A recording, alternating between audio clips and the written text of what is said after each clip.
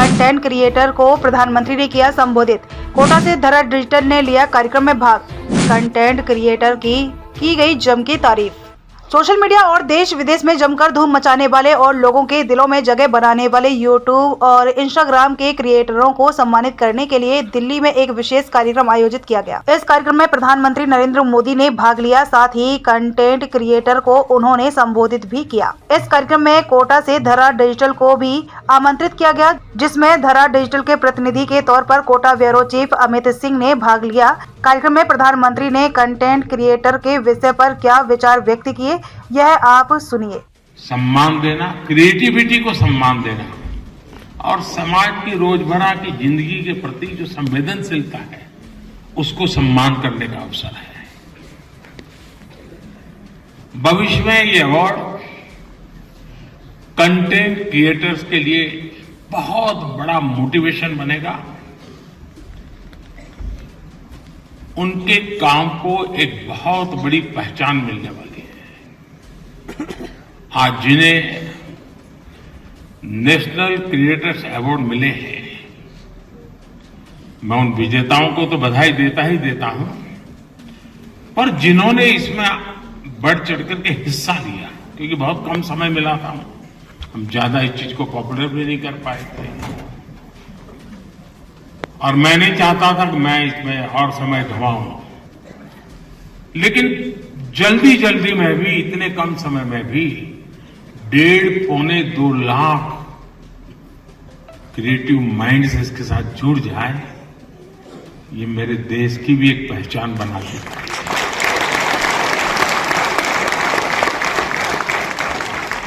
और साथियों, आज एक और पवित्र संयोग है। ये पहला नेशनल क्रिएटर्स अवार्ड महाशिवरात्रि के शुभ दिन पर आयोजित हुआ।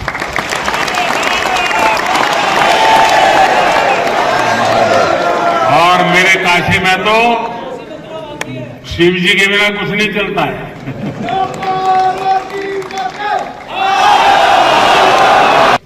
भाषा, कला और क्रिएटिविटी के जनक माने गए हैं। हमारे शिव नटराज हैं। शिव के डमरू से माहेश्वर सूत्र प्रकट हुए हैं।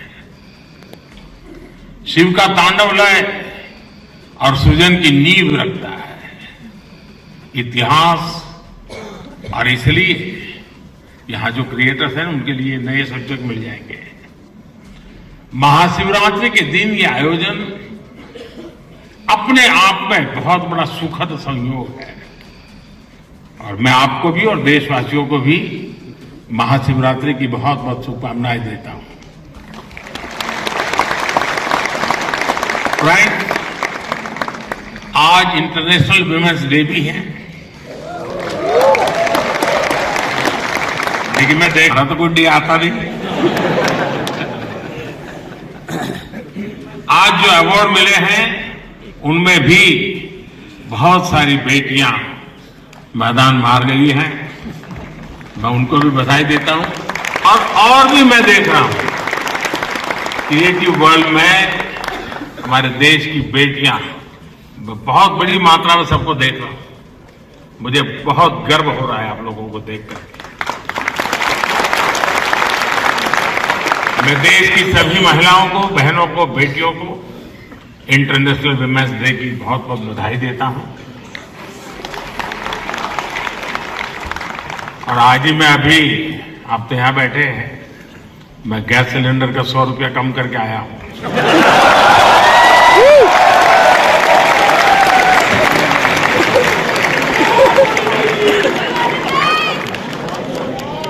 साथियों, किसी भी देश की जर्नी में किसी, यानी आपके पास एक ताकत है, आप इसको ऐसे प्रस्तुत कर सकते हैं उसी प्रकार से जैसे गांव की जो जिंदगी है। आपने देखा होगा इकोनॉमिक एक्टिविटी में गांव की महिलाएं बहुत बड़ी मात्रा में जुड़ी हुई थी। ये वेस्टर्न लोगों की जो सोच है ना, ये भारत में वर्किंग वुमेन नहीं है। अरे भाई, वर्किंग वुमेन छोड़, भारत में महिला है तभी तो संसार चल पा रहा है।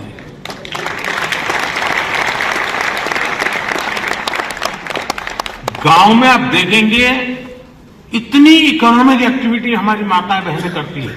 अगर ट्राइबल बेल्ट में जाएंगे, पहाड़ों में जाएंगे, तो आपको मैक्सिमम इकोनॉमिक एक्टिविटी हमारी माताएं बहनें करती हैं जी।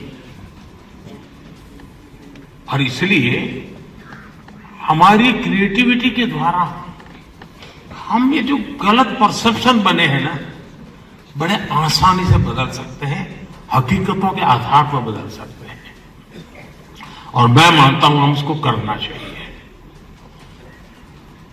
अगर एक दिन की जीवन की सिर्फ साइकिल को हम दिखाएं तो पता चलेगा कि हमारे यहां पशुपालक हो, किसान महिला हो, मजदूरी करने वाली महिला हो, कैसे काम करते, कितनी मेहनत करती है। साथियों, स्वच्छ भारत की सफलता से आप सभी परिचित हैं और आपने उसमें सहयोग भी किया है।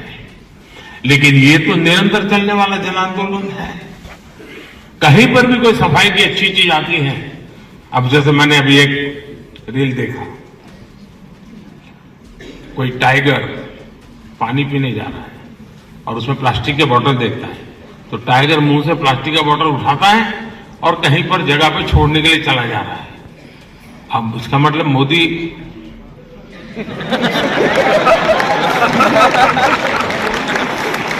किससे बात पहुंचाता है, समझ गए ना?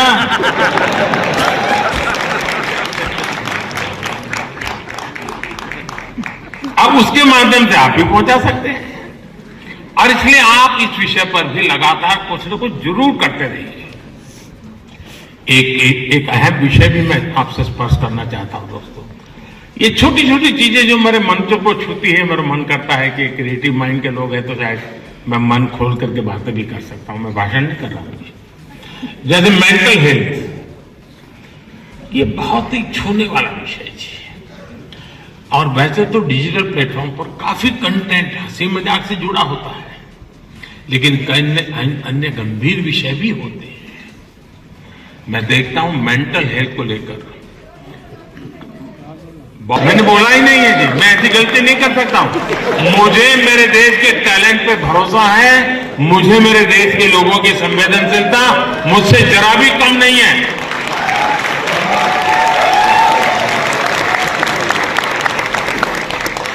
लेकिन ये ऐसे और जो लोग इस प्रकार से सोचते हैं वो ज्यादा क्रिएटिव है, ऐसा मैं कह सकता हूं। क्योंकि मेंटल हेल्थ को लेकर काफी क्रिएटर्स बहुत अच्छा काम कर भी रहे हैं, लेकिन अभी हमें इस पर और ज्यादा काम करने की जरूरत है। और हो सके तो लोकल लैंग्वेज, गांव के अंदर एक परिवार में अगर ऐसा बच्चा है, उनके लिए क्या हो सकता है। बड़े शहर में 5 स्टार दुनिया में तो होगा, क्योंकि उनकी जिंदगी में ये बहुत जरूरी है। उसी प्रकार से एक बहुत बड़ा महत्वपूर्ण विषय है बच्चों में स्ट्रेस का। हमें पता नहीं होता है, पहले तो हमारा जॉइंट फैमिली होता था और बच्चे कभी दादी संभाल लेती थी, कभी दादा संभाल लेते थे, कभी नाना, कभी चाचा चाची, भाभी भाई। अब माइक्रो फैमिली है, दोनों लोग चले गए हैं, आया के पास बैठा है, पता नहीं उसको स्ट्रेस का क्या स्थिति, कुछ पता नहीं है। अब जैसे एग्जाम का समय होता है, स्टूडेंट्स में रिजल्ट को लेकर के चिंता बहुत बढ़ जाती है, सांस फूलने लग जाती है। रिजल्ट आने वाला, फोन पर दोस्तों तो कह रहे जैसे रिजल्ट अभी आ गया, लेकिन धीरे धीरे पारा गर्म हो जाता है। मैंने कोई 12-15 साल पहले एक छोटी सी फिल्म देखी थी। उस जमाने में तो उतना वीडियो कोई पॉपुलर नहीं था, लेकिन मेरी ये रुचि है जानना, समझना, सीखना। सर, आप ही एडिटर, यानी आपको ही सब कुछ करना होता है। यानी एक प्रकार से इतनी टैलेंट एक जगह पे जमा हो जाए और फिर वो जब प्रकट हो तो उसका सामर्थ्य कितना हो सकता है अंदाज लगा सकता है। आपने आइडियाज गढ़े, इनोवेशन किए और उन्हें स्क्रीन पर जीवंत बनाया। आपने दुनिया को न केवल अपनी क्षमता से परिचित करवाया, बल्कि लोगों को दुनिया भी दिखाई। आपने जो हिम्मत दिखाई उसी के कारण आज आप सब यहां पहुंचे हैं और देश बड़ी आशा के साथ आपको देख रहा है। आपका कंटेंट आज पूरे भारत में जबरदस्त इंपैक्ट क्रिएट कर रहा है। आप एक तरह से इंटरनेट के MVP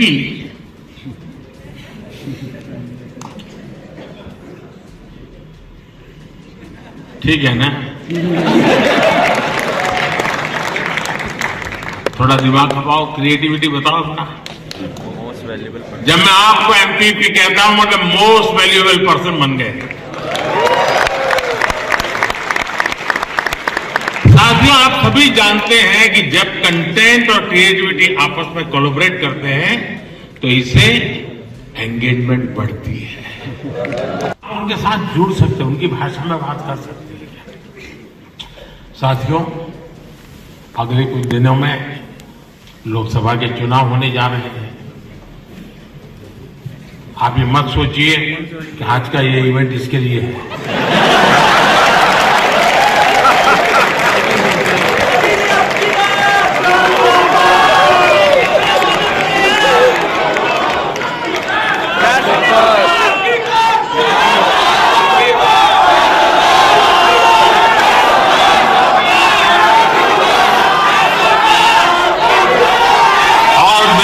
गारंटी देता हूं कि हो सका तो नेक्स्ट शिवरात्रि पर भी, या तो डेट कोई और हो सकती है, ऐसा कार्यक्रम मैं नहीं करूंगा।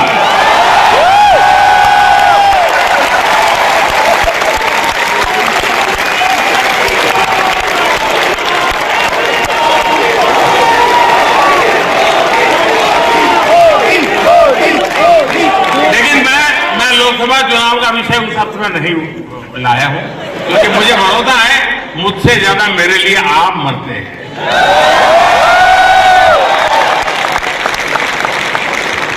और आप मेरे लिए इसलिए मरते हैं क्योंकि मैं आपके लिए जीता हूं, और जो अपने लिए नहीं जीता है उसके लिए मरने वाले बहुत होते हैं।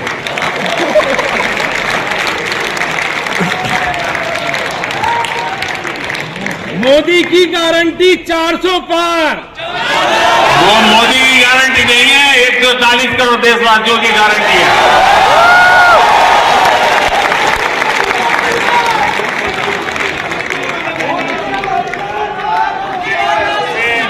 ये बात सही है, ये मेरा परिवार है। साथियों, मैं जो लोकसभा चुनाव की बात कर रहा था, और क्रिएटिव वर्ल्ड के लोग बहुत बड़ा काम कर रहे हैं। क्या हम ऐसा कुछ कर सकते हैं कि हमारे यूथ और खास करके हमारे फर्स्ट टाइम वोटर, उनको हम जागरूक करने के लिए क्या कर सकते हैं, और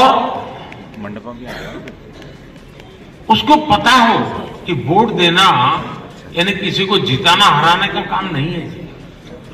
वोट देने का मतलब है तुम इतने बड़े देश की निर्णय प्रक्रिया के हिस्सेदार बने, तुम देश का भविष्य बनाने वाले एक महत्वपूर्ण पार्टनर हो। ये उस तक पहुंचना जरूरी है जी। उसको कभी ये मत कहिए किसको वोट दो, लेकिन आप तो जरूर कहिए कि वोट तो देना ही चाहिए। वो तय करेगा किसको देना किसको नहीं देना, वो तय करेगा, लेकिन वोट देना चाहिए, ये उसको जरूर कहना चाहिए। और मैं मानता हूं हमारे देश में, दुनिया के देश जहां जैसे जैसे समृद्धि बढ़ती गई, वोटिंग पैटर्न घटती गई। दुनिया में देश समृद्ध हुए, लेकिन अलग अलग व्यवस्थाओं ने समृद्धि तक ले गए और बाद में लोकतंत्र की दिशा में गए।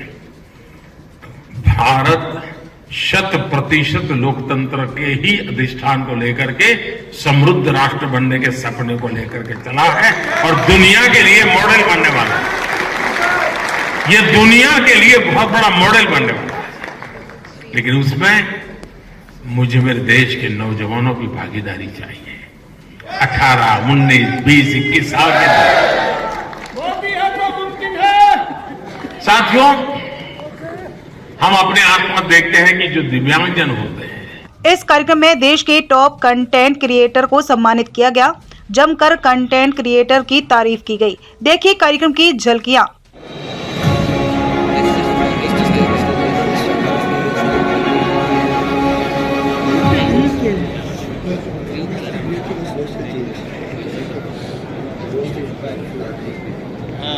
अनुभव, आर यू रेडी?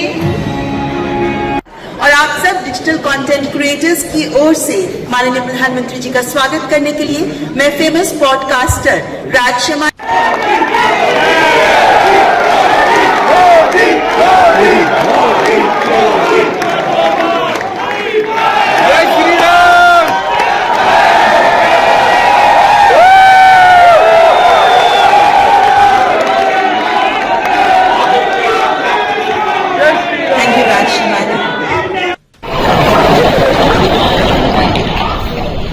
बहुत बधाई आपको। और दुनिया में भारत की चीज, क्योंकि टेक्सटाइल मार्केट फैशन के साथ ही जा सकता है, रेडीमेड का जमाना है।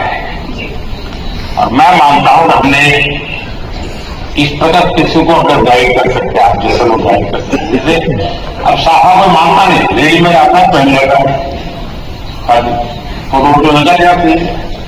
धोती मानता नहीं कोई, रेडीमेड आता है पहन लेता है।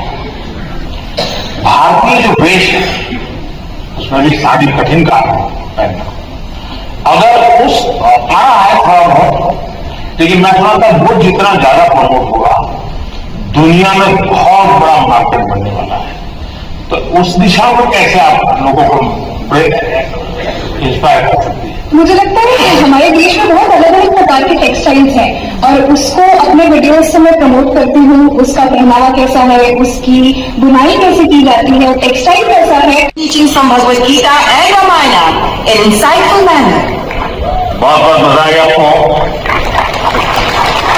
चलिए, आपने लोगों को आध्यात्मिक दुनिया की तरफ बड़ी आधुनिक तरीके से रुचि फैलाई है। बहुत बहुत धन्यवाद।